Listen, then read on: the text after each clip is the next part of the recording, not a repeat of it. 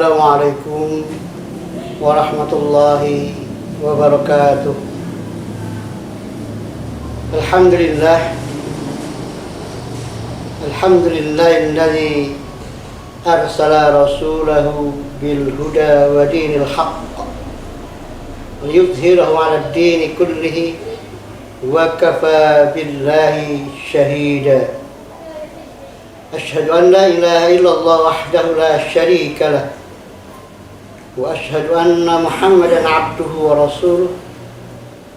Allahumma salli ala Muhammad wa ala alihi wa ashabihi ajma'in. Amma ba'd. Kaum muslimin, as-saimin was-saimat yang berbahagia, alhamdulillah, kita panjatkan rasa syukur kita hanya kepada Allah Subhanahu wa Ta'ala yang telah melimpahkan karunia nikmat demikian banyak kepada kita, nikmat yang tak terhitung jumlahnya. Dan kita bersyukur kepada Allah masih diberi kesehatan dan kekuatan untuk menjalankan ibadah puasa, dan telah masuk pada hari 10 terakhir. Harapan kita adalah semoga ibadah puasa kita dan berbagai rangkaian amal ibadah yang dianjurkan oleh beliau Rasulullah SAW yang kita laksanakan di bulan puasa tahun ini diridhai dan diterima oleh Allah Subhanahu wa Ta'ala. Amin ya rabbal alamin. As-saimin was-saimat yang dimuliakan oleh Allah, pada pertemuan yang lalu telah saya sampaikan bahwa ada harapan bahwa dengan puasa terjadi perubahan yang tadinya baik menjadi lebih baik, yang tadinya kurang baik menjadi baik, bahkan yang tadinya tidak baik timbul kesadaran kemudian menjadi baik. Oleh karena itulah, mari saya tidak segan-segannya mengajak as-saimin dan as-saimat untuk senantiasa meningkatkan kualitas ketakwaan kita kepada Allah Subhanahu wa Ta'ala. Karena takwa adalah bekal kehidupan yang terbaik. Fatazawwadu fa inna khairaz zadi taqwa. Ketahuilah bahwa bekal yang terbaik dalam kehidupan adalah takwa. Oleh karena itu dalam surat Al-Imran Allah mengatakan, A'udzu billahi minasyaitonir rajim. Bismillahirrahmanirrahim. Ya ayyuhalladzina amanu taqullaha haqqa tuqatih wa la tamutunna illa wa antum muslimun.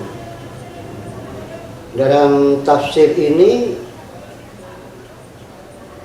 diberikan pemahaman, ya ayyuhal mu'minuna, wahai orang-orang yang beriman, khafullaha asyaddal khawf. Wahai orang-orang yang beriman, takutlah kepada Allah dengan takut yang sangat. Dengan apa? Bi'ayyu ta'a, dengan menunjukkan ketaatan kepada Allah dan tidak berbuat maksiat, dengan bersyukur kepada Allah atas nikmat-nikmatnya, dan janganlah kamu mengingkari nikmat Allah, dengan senantiasa zikrullah, ingat kepada Allah, dan jangan sampai kita lupa kepada Allah dalam kehidupan sehari-hari. Baik di dalam tafsir Jalalain maupun Ibnu Katsir juga memberikan makna yang sama. Sehingga ketika itu para sahabat merasa dengan makna yang normatif seperti ini sangat berat. Maka para sahabat mengatakan, qalu wahai Rasulullah, ya Rasulullah, may yakwi ala hadza. Siapa yang mampu, yang kuat melaksanakan kalau pengertian takwa seperti ini? Oleh karena itu, kalau dalam tafsir Jalalain, ayat ini dinasah oleh surat At-Taghabun yang bunyinya fattaqullaha mastata'tum. Atau dengan bahasa lain, kalau dengan bahasa tidak nasah adalah bahwa merealisasikan surat Al-Imran ini adalah bahwa untuk bertakwa dengan sebenarnya takwa ini dilaksanakan sesuai dengan daya dan kemampuan yang kita miliki, yakni secara gradual, secara step by step, secara terarah dan terukur. Artinya bahwa setiap pribadi muslim dalam rangka mewujudkan ketakwaannya itu tidak hanya sekedar mengalir seperti air mengalir di sungai, tetapi harus menjadi perhatian kita untuk kita persiapkan secara bertahap. Kalau ketakwaan kita kepada Allah menghendaki terwujudnya keimanan yang benar dan baik, maka perlu kita memahami keimanan itu dengan baik dan kemudian mewujudkan keimanan yang baik itu dalam realitas kehidupan sehari-hari.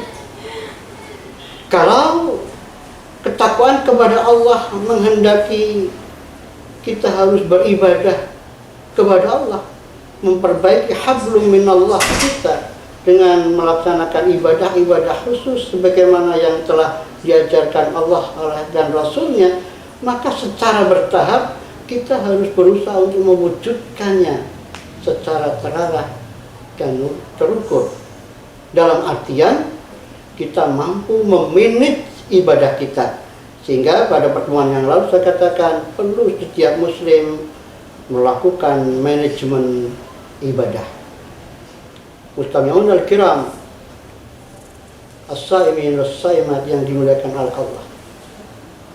Kemudian di dalam sebuah tafsir dikatakan al-iman sahih wa tauhidil khalis wa ibadah takwimul ahlakil karimah. Bahwa keimanan yang baik yang kita miliki dan keimanan yang murni serta ibadah yang baik itu akan meneguhkan, akan memunculkan pribadi yang berakhlak mulia. Oleh karena itulah mustami'un al-kiram,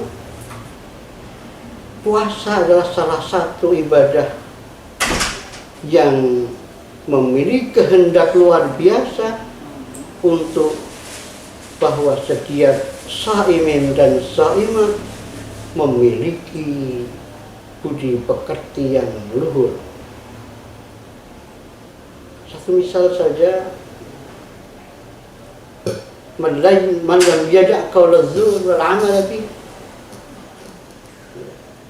man lam yada' qaul az-zur wal 'amal bih fala yastadillahi hajat fi ayyada ta'amahu wa syarabahu. Orang yang tidak bisa meninggalkan perkataan dusta dan perbuatan dusta, perkataan yang tidak baik dan perbuatan yang tidak baik, kata Rasulullah, falaisa lillahi hajatun fi ayyada ta'amahu wa syarabahu, maka Allah nggak butuh dia meninggalkan makan dan minum. Artinya bahwa hendaklah keimanan yang baik yang kita miliki, ibadah yang baik yang kita laksanakan itu mampu mewujudkan keimanan, mewujudkan akhlakul karimah atau budi pekerti yang luhur. Banyak contoh yang telah diberikan oleh beliau Rasulullah Sallallahu Alaihi Wasallam yang merupakan wujud dari keikhlasan dan keimanannya kepada Allah. Satu misal saja, suatu ketika beliau Rasulullah Sallallahu Alaihi Wasallam sedang bercengkerama dengan para sahabatnya. Tiba-tiba datanglah seorang wanita memberikan hadiah beberapa butir jeruk. Kemudian setelah hadiah itu beliau terima dan beliau makan. Ternyata beliau dimakan seluruhnya, dihabiskan. Coba kita bayangkan, kalau panjangan memberikan sesuatu kepada seseorang, kemudian orang yang kita beri itu menampakkan wajah yang senang dan kemudian dihabiskan makanannya. Tentu saja orang yang memberi itu merasa senang. Dan setelah habis, kemudian wanita itu pergi meninggalkan beliau Rasulullah Sallallahu Alaihi Wasallam. Setelah wanita itu pergi, kemudian para sahabat menanyakan, "Ya Rasulullah, mengapa tidak ada yang disisakan untukku?" Kemudian Rasulullah menjawab, "Kenapa jeruk ini saya habiskan? Karena saya tidak menghendaki wanita yang memberi itu nanti kecewa karena reaksi yang akan kamu tampakkan. Sebab jeruk yang saya makan ini rasanya sangat masam, sangat kecut. Sehingga kalau ini saya berikan kepada kamu semua, itu akan bisa muncul reaksi yang tidak menyenangkan. Bahkan mungkin ada yang marah. Kok teganya memberikan hadiah jeruk yang rasanya masam? Padahal yang diberi hadiah adalah beliau Rasulullah Sallallahu Alaihi Wasallam." Ini satu gambaran yang sangat luar biasa, akhlak yang sangat mulia. Satu sisi Rasulullah tidak menginginkan orang yang memberikan sesuatu itu kecewa, dan gitu, sehingga beliau memakannya sampai habis.